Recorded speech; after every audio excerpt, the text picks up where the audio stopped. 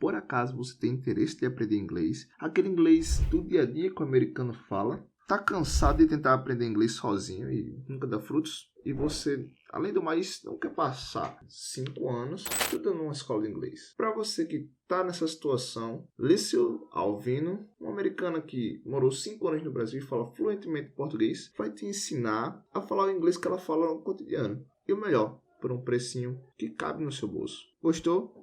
Link na descrição e segue o vídeo. Bom, agora vamos voltar à sua questão. Por que a gente não deve privatizar, abrir mão desse patrimônio que foi construído aí durante décadas, né, no Brasil?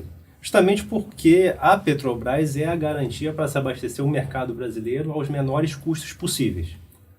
Então, quais são as consequências de um país que pode dispor de energia a um custo mais baixo possível através de uma empresa estratégica, dando esse caráter nacional para a industrialização?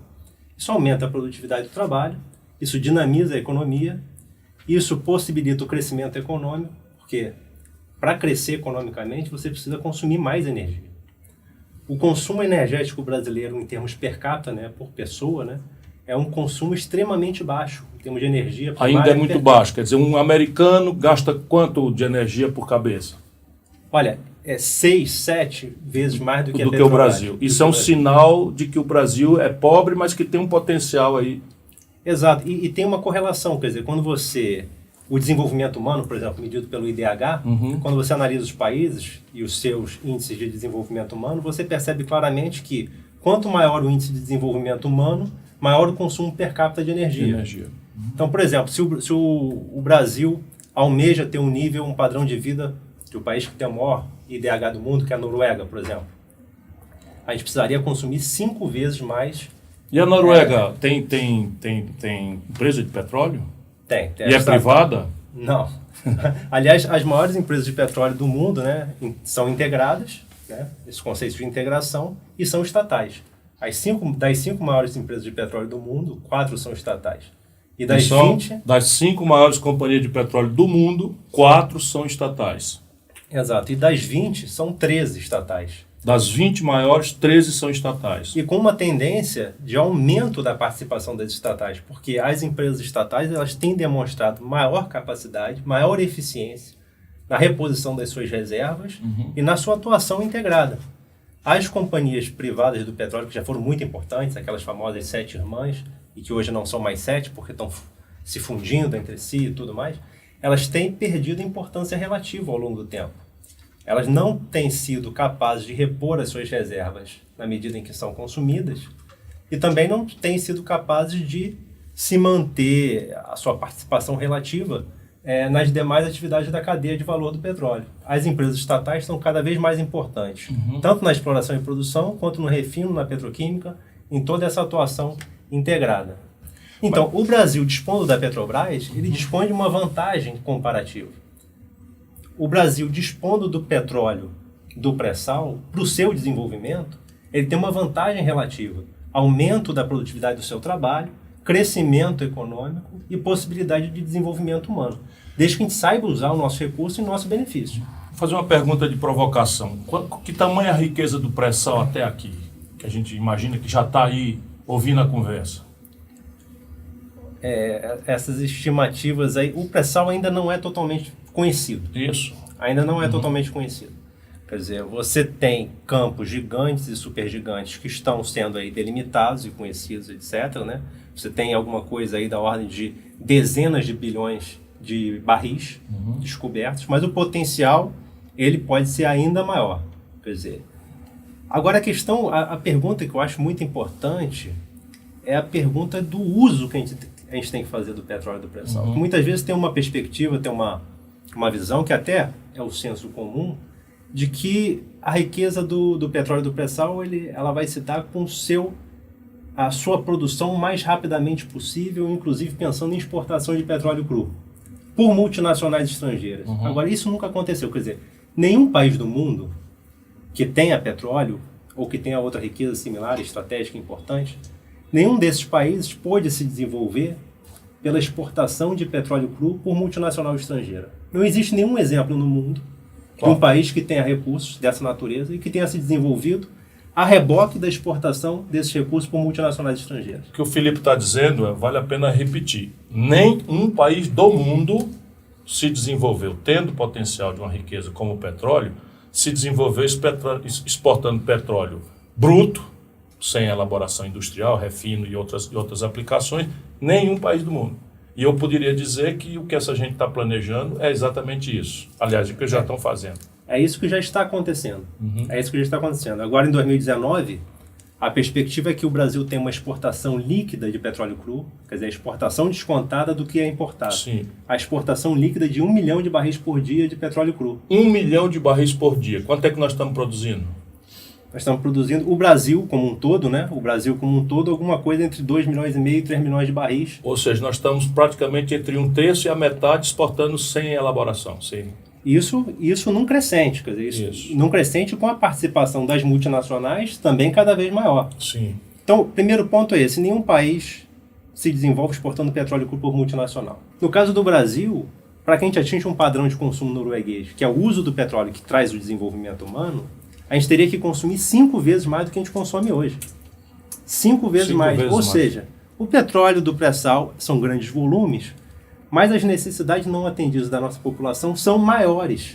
Então, a perspectiva de você exaurir os recursos do pré-sal dessa forma é uma perspectiva de novo ciclo do tipo colonial. O Brasil está entrando num novo ciclo do tipo colonial, exaurindo um recurso que não tem a segunda safra.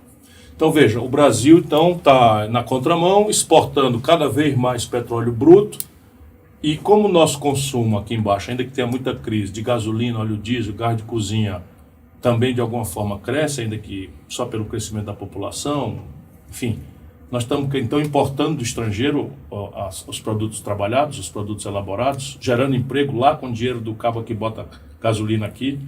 Isso também está acontecendo, mas são dois fatores assim que a gente podia tratar de forma independente. Tem dois fatores, quer dizer, a gente tem consumido pouco. É o consumo das famílias e o consumo industrial também. Sim.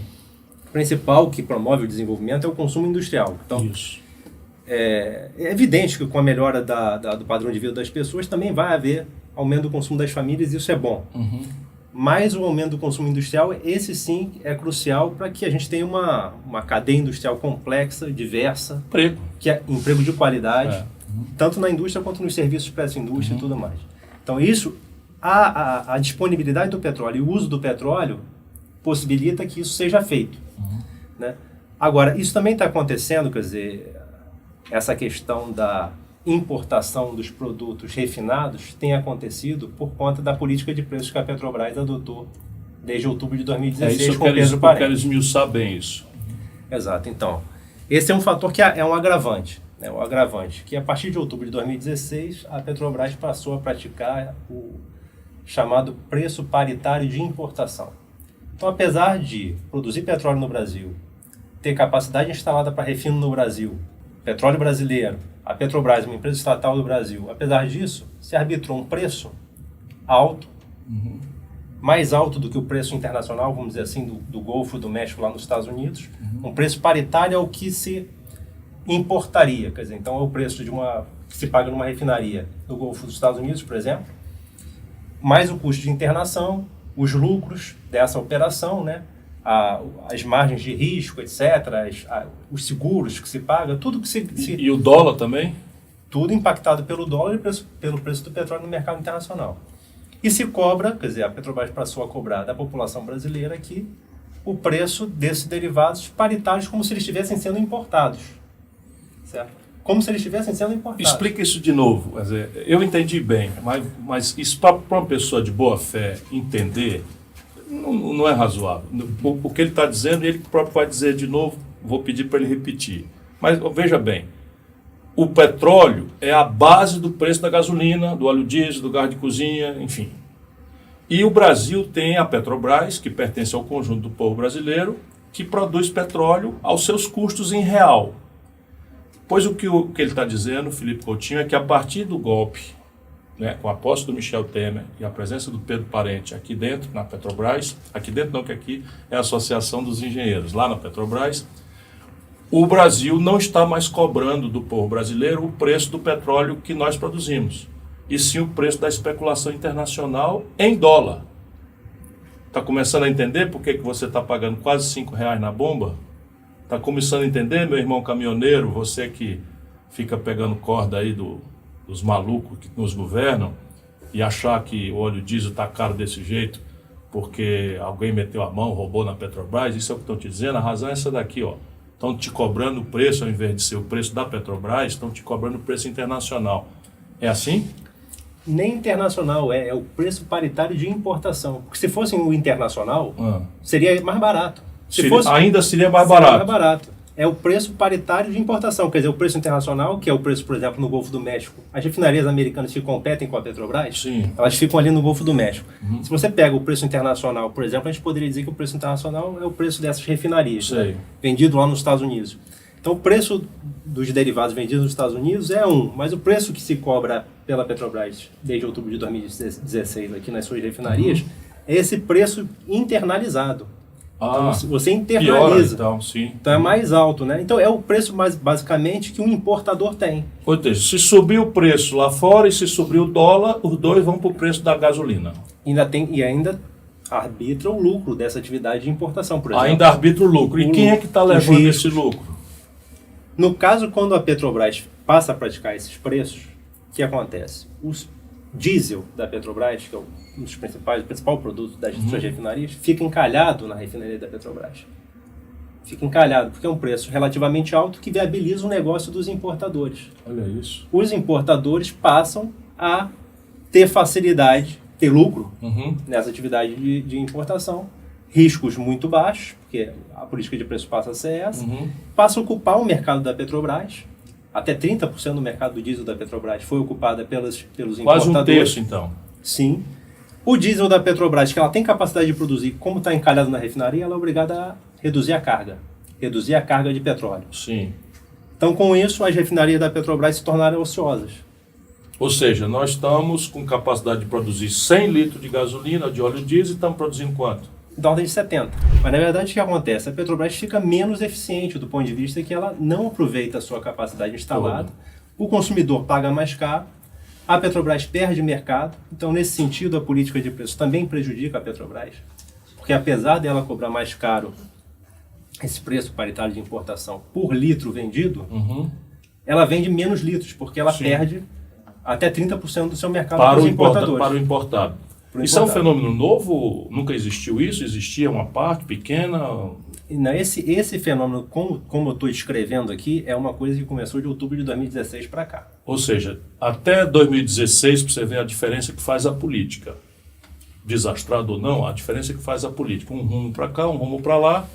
E a diferença que faz uma empresa que obedeça ao interesse do país, como a Petrobras, ou uma empresa multinacional que está aí para ganhar dinheiro do jeito que for melhor, no curto prazo, explorando tudo e deixando aí o resto para nós. Ou seja, até 2016 o Brasil estava produzindo sua gasolina, seu óleo diesel, seu gás de cozinha, aqui mesmo, em real, ocupando as nossas refinarias. A partir de uma mudança de política, né, a partir de 2016 muda a política, cai um regime, né, violenta-se a democracia, pelo menos na minha opinião, mas o fato prático é que você está sentindo. Muda a política e o Brasil agora passa a deixar a Petrobras com as suas refinarias um terço paradas e, em vez de produzir aqui, está trazendo do estrangeiro cada vez mais. Quantos milhões de barris nós estamos trazendo de diesel e tal do estrangeiro?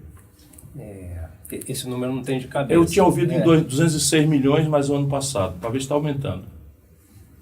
206 milhões de barris no ano. Eu não tenho esse número, de cabeça. Não quero me arriscar nesse número. Eu tinha visto 206 milhões de barris. Já tinha visto. O importante é que é alguma coisa dessa ordem, de 20%, 25%, 30% do mercado do diesel, né, vem sendo ocupado aí pelos importadores. O consumidor brasileiro está pagando mais caro.